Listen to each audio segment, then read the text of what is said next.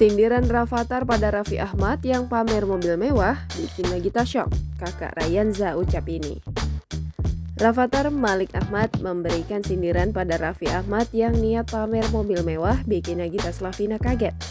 Rupanya, ucapan kakak Rayanza Malik Ahmad itu menyadarkan Raffi Ahmad soal beli mobil yang biasanya hanya untuk pamer. Sebagai Sultan Andara, tak mengherankan rasanya Raffi Ahmad memiliki berbagai macam mobil dengan harga fantastis. Namun, putra sulung Raffi dan Nagita yaitu Rafathar Malik Ahmad malah menyebut bahwa mobil bukanlah sesuatu yang penting. Pernyataan Rafathar itu terungkap dalam video yang dibagikan oleh akun penggemar Raffi dan Gigi yaitu akun Instagram @chefvirgo.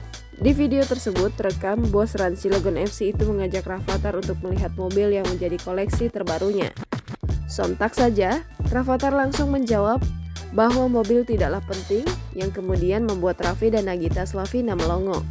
Kemudian terlihat Nagita berbisik kepada sang anak, yang akhirnya Rafathar memberikan nasihat kepada ayahnya yang gemar membeli mobil baru tapi tidak pernah dipakai. Raffi Ahmad pun langsung memberikan pembelaan setelah dinasehati sang anak.